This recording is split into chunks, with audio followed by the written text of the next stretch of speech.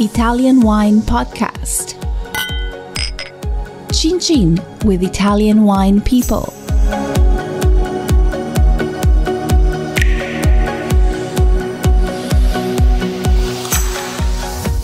Welcome to this extra special edition of the Italian Wine Podcast, where il professore gets to spend some time with his childhood friend Marchese Carlo Guerrieri Gonzaga. They chat about the old times and tell us about their friendship and how they share their passion for wine. Io sento molto questo amicizia tra di voi, no? Quindi, allora, Pale, diciamo, c'è la nuova generazione, ma per esempio lui è un personaggio, al di là dell'amicizia, è un personaggio veramente straordinario per noi italiani e per tutti quelli che, come poi ho avuto per esempio Giacomo Takis, che è stato enologo con me. Io sono enologo, però ho subito chiesto a Piero Antinori se mi dava un buon enologo perché questi sono personaggi che si contano sulle dita di una mano. Poi è venuto dopo Takis, quando è venuto Ferini, insomma l'importante è sempre appoggiarsi, che c'è ancora oggi Ferini, appoggiarsi a quelli che sanno di più, e lui sa di più. Allora, la mia domanda in realtà mi ha anticipato, era proprio questo: cos'è che si potrebbe condividere con i giovani, diciamo, per il concetto di vino e amicizia? Cosa si potrebbe lasciare, una battuta ai giovani? Ma io vedo qui San Leonardo, noi siamo molto veramente privilegiati, perché il nostro personale quasi tutti hanno da 2 a 4 generazioni, 5 addirittura, i Franchini. Sono figli dei figli dei figli. Ed è la fortuna di questa. Allora, questi giovani che noi apprezziamo molto, vengano qui e prendano passione, perché se non si ha una passione nel lavoro non si riesce a fare il proprio dovere bene.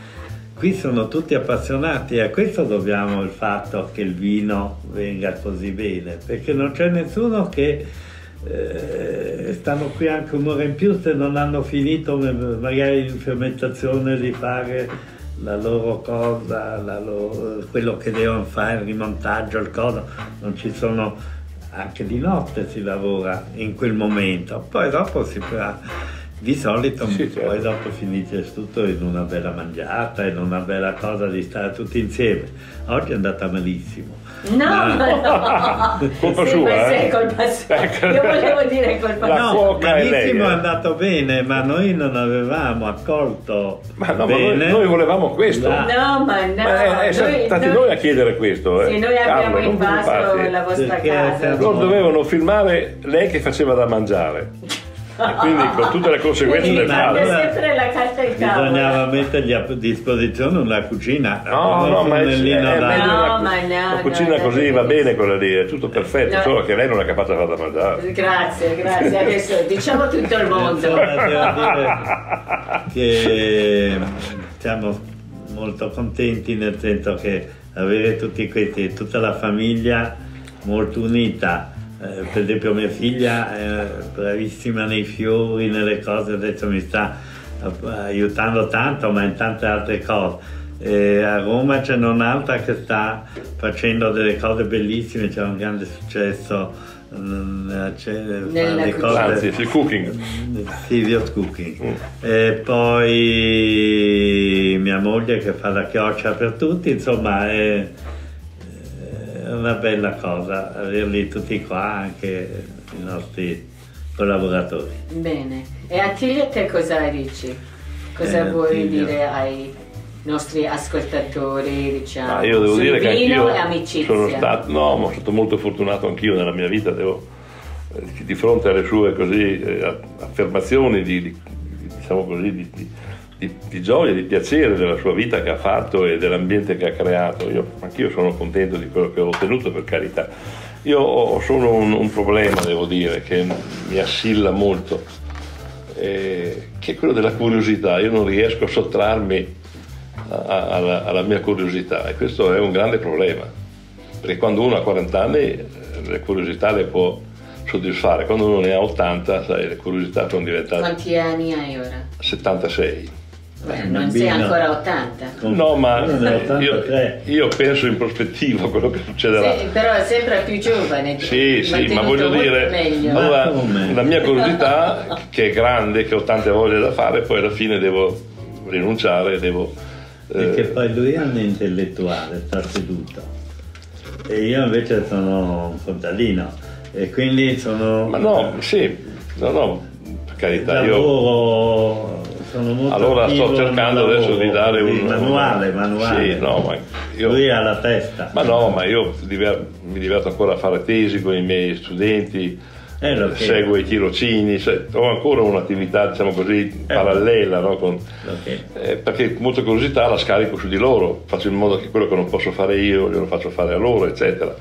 E poi la lettura è una delle cose straordinarie.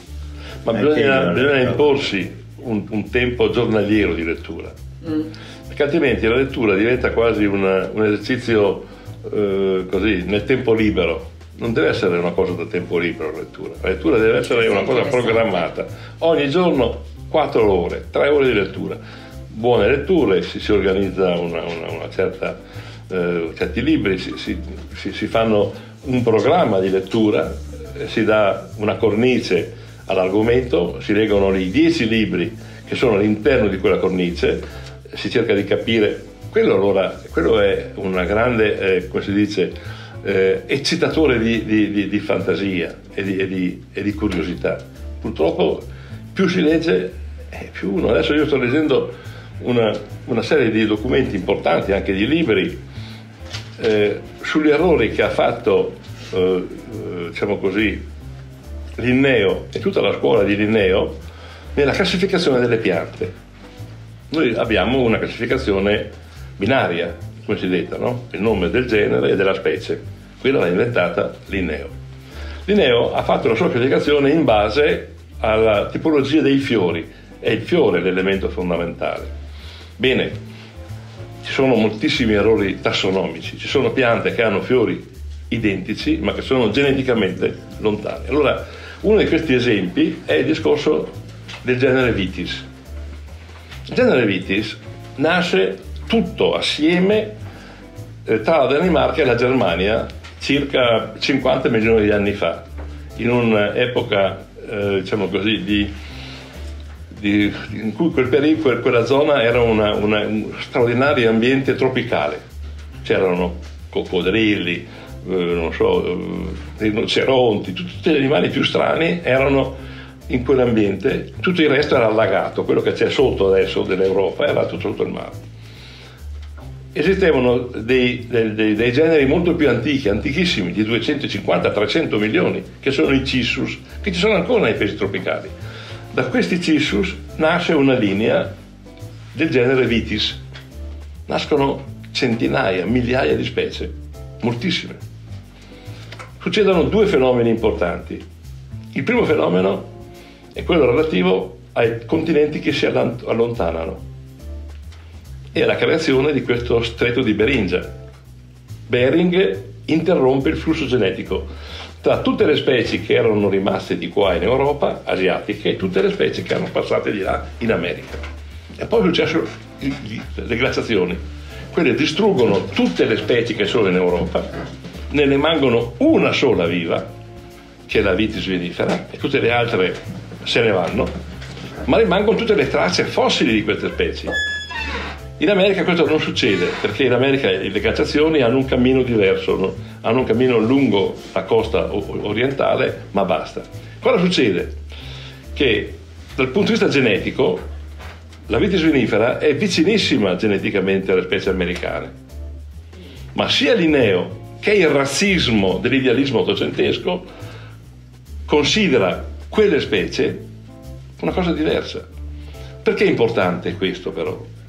Perché adesso l'analisi del DNA ha dimostrato, con l'analisi del DNA sia mitocondriale che nucleare, che non c'è quasi di più differenza, cioè geneticamente tra una riparia e una vinifera non c'è differenza genetica, sono praticamente la stessa cosa. Cioè vinifera è la riparia, per dire. Sì. Allora cosa vuol dire? Che se io faccio un ibrido, un incrocio tra una specie americana e una specie europea, non è un ibrido, non è una contaminazione, perché poi è intervenuto il razzismo. Allora usare il sangue americano non vuol dire compromettere il sangue europeo, non vuol dire inquinare il sangue europeo, perché non esistono più le razze. Le razze non ci sono. Noi abbiamo trasferito la cultura precedente diciamo così, a quella che aveva inventato Cavalli Sforza, che dice per la prima volta Cavalli Sforza: non ci sono razze. Io ho analizzato il DNA di tutti quanti gli uomini della Terra, non c'è nessuna differenza, bianco, nero. Le espressioni delle figure sono frutto di una interazione con quell'ambiente, è quell'ambiente che ha plasmato. Tu hai gli occhi stretti, per esempio, da orientare, ma sai perché? Perché nel tuo ambiente la luce così forte e le sabbie che continuavano a correre dovevano costringerti ad avere la tua razza gli occhi stretti per poter vedere, non potevi avere gli occhi larghi. Le persone che abitano in Africa, da cui parte tutto l'uomo parte dall'Africa e poi si sposta a nord, diventano neri perché sennò col sole morivano tutti quanti di melanoma, e quindi esprimono dei geni capaci di produrre melanina che dà il colore nero. Ma geneticamente non c'è una differenza fra quello lì e uno svedese, sono identici. Allora, quindi ritornando alla mia domanda originale, no? Che era: cosa vorresti dire ai giovani che devono approfondire queste tematiche importanti e rompere queste barriere che hanno creato l'idealismo dell'Ottocento e tutte queste, il razzismo del Novecento. Non ci sono differenze fra le razze, fra le popolazioni sulla Terra, come non ci sono popolazioni tra la vite. Quindi una grande apertura, bisogna veramente essere aperti, curiosi. Questa è la cosa più importante per un giovane. Devono essere loro a eliminare tutti questi problemi. Io non mi vergogno di bere adesso un vino fatto con dentro l'1% o il 2% di sangue americano, come alcuni puri, ma no, il mito, ma tutt'altro. Se io voglio salvare il mondo, lo posso salvare solo con la genetica, non lo posso salvare con le preghiere o usando il rame invece che altre cose. È solo... Ma se io sono agnostica, quindi... Ma io dico di preghiera nel senso di dire che non ci sono atteggiamenti capaci di salvare il mondo se non è la genetica. La genetica è l'unica strada che salverà il mondo. E anche la genetica moderna, quella fatta con gli NTB, quelli con New Breeding tecniche, quelle sono cose che i giovani devono avere, adesso non la portare avanti, perché le persone anziane per loro natura sono conservatrici, tendono a tirare indietro, tendono a difendere quello che loro hanno imparato, tendono invece loro devono essere capaci di rompere questa è la cosa più importante. Bene, con questo io chiuderei. Vorrei ringraziare Marchese e la vostra ospitalità e Attilio per la tua grande, diciamo, capacità di cucinare. Ah, ecco. No, io questa la paghi cara te, però. L'unica cosa che volevo dire è che io non c'entro niente col Sassicaia di oggi.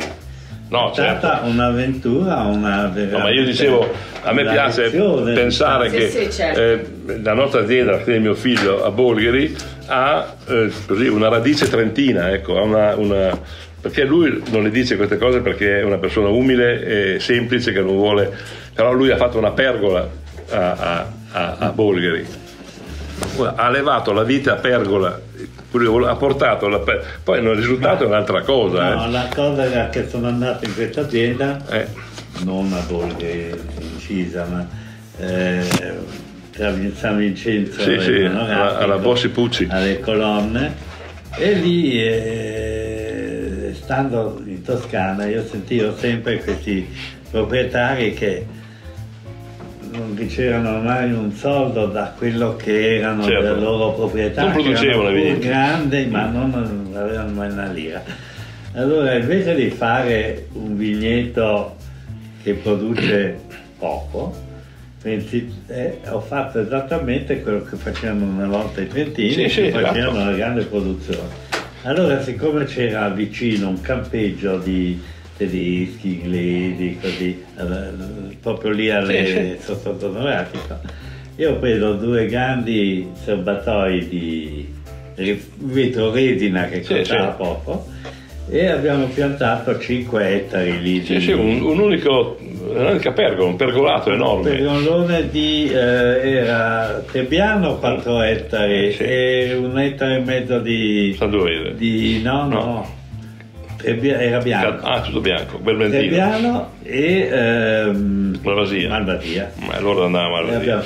Allora faceva un calderone e si vendeva il vino, si svinava, si andava giù al campeggio, e questi bevevano e erano contenti, ma allora il vino era certo. Non dico delle porcherie, ma insomma.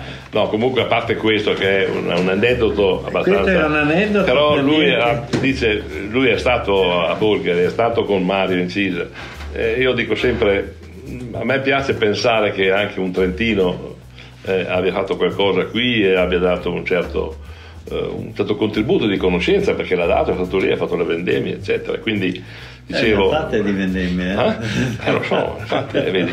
Allora io dico a mio figlio, siamo onorati di questa conoscenza ed è per me un punto di rifletto culturale. Mi diletto con la natura. Ma sì, questo è un altro discorso, però il rapporto con Bolgheri c'è, e anche con l'azienda nostra c'è, voglio dire, perché anche noi veniamo da qui, e quindi abbiamo così collegato in un certo modo, non dico gemellato, ma insomma messo assieme la nostra vicinanza qui ad Avio con la vicinanza, almeno ideale all'inizio, a Bolgheri. Questo era una bella storia. Ma sì, è una bella storia di amicizia. No, questa è bellissima, eccetera. Ma ritornando alla Toscana, mamma mia, quando ho cominciato era veramente... Era terzo mondo. Allora, perché era una mezzadria. Io lavoravo in un laboratorio e venivano i contadini e portavano il vino. Che era aceto. E poi c'era dell'olio rancido. Sì, è vero. E poi l'ovata. Perché come si fa? Non ho capito. L'olio, mettevano l'olio sopra per evitare, non c'era solforosa, per evitare l'ossigeno, coprivano con l'olio, poi bisognava togliere l'olio, lo si toglieva con l'ovata, no?